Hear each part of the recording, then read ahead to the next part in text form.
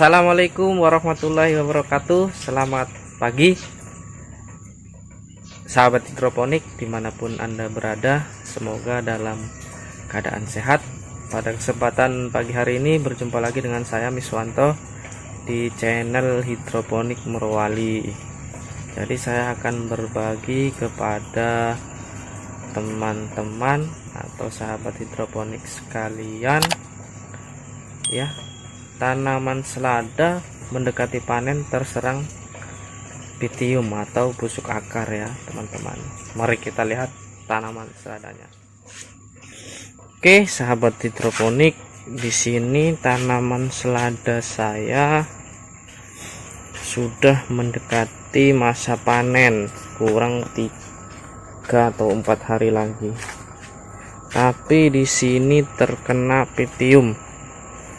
Jadi jam 9 itu sudah bisa layu kalau terkena serangan pitium.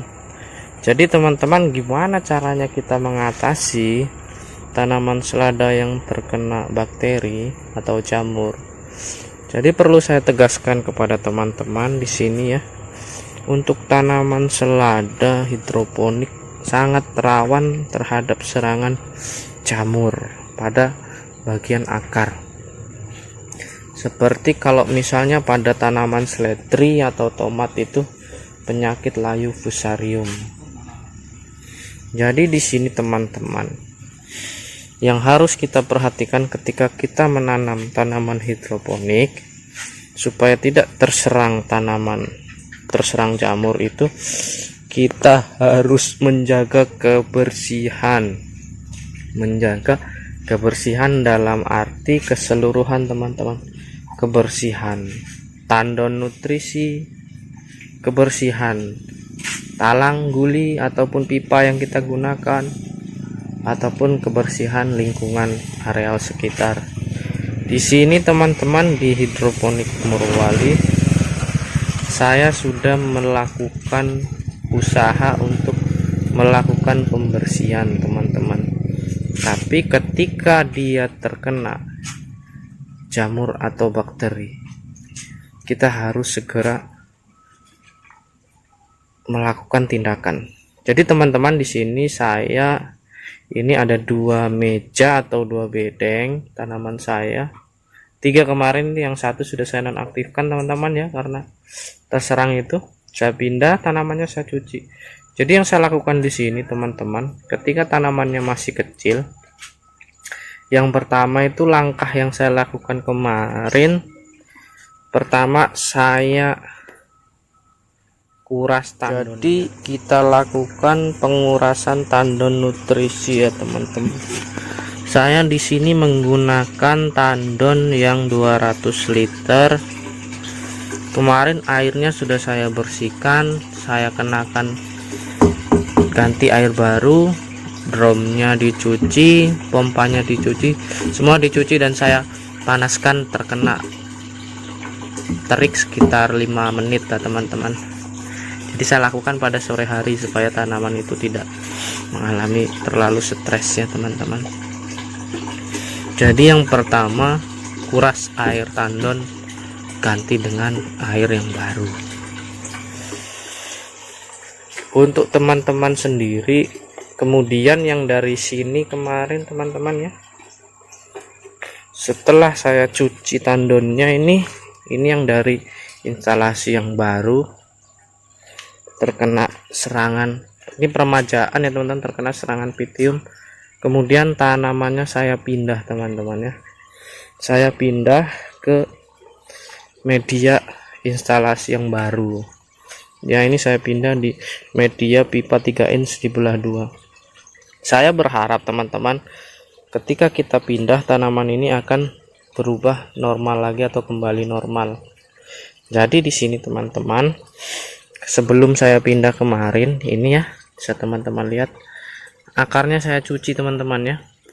Jadi ini akarnya saya cuci menggunakan air bersih, lumutnya supaya hilang, dan saya berharap supaya bisa tumbuh akar baru. Untuk catatan teman-teman ya, jamur pitium ini menyerang ketika kondisi hujan teman-teman. Jadi percikan air dari tanah atau yang kita isi air tandon menggunakan air sumur itu sangat rawan terserang jamur, karena di dalam tanah itu terdapat banyak jamur ataupun bakteri yang bisa menyerang tanaman atau menyerang akar tanaman. Ya, ini ya teman-teman, jadi sudah saya bersihkan. Ini saya cuci menggunakan air bersih, kemudian saya tanam di media yang baru. Ini perkiraan teman-teman ya, masih ada putih-putih di akar, berarti kemungkinan hidup masih ada ya. Jadi itu cara yang bisa kita gunakan teman-teman, atau yang saya gunakan, dan saya berharap mudah-mudahan cara itu bisa berhasil ya, cara ini. Jadi saya kuras tandon, kemudian tanaman yang masih remaja saya cuci menggunakan air bersih, kemudian saya pindahkan ke instalasi ini. Untuk kita akan lihat tanaman selada besar yang terkena pitium teman-teman. Mari kita lihat. Nah, kalau ini satu instalasi teman-teman, ini tandonnya sendiri teman-teman ya. Jadi sahabat hidroponik, ini tandonnya sendiri, ada pakcoy ya, ada pakcoy, terus ada sawi putih ini ya, sawi putih ini, sawi putih ini teman-teman. Sawi putih ini tidak terkena pitium karena dia satu tandon sendiri, dan alhamdulillah yang ini belum terkena. Ini juga masih ada tanaman seladanya yang saya besarkan, ini dari Kenawan Yusit Vion Green ya. Ini juga akarnya masih bagus ya teman-teman, ini belum terserang pitium, itu masih putih ya, belum terserang pitium. Kalau lumut itu wajar teman-teman, atau ganggang, ketika air nutrisi terkena matahari dia akan lumutan. Ini saya seling-seling teman-teman ya.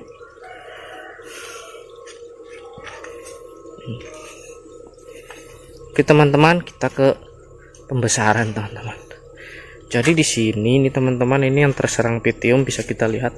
Ini siap panen teman-teman. Kalau kita nggak jadi panen bisa stres nanti ya. Jadi ada langkah-langkah yang harus kita lakukan.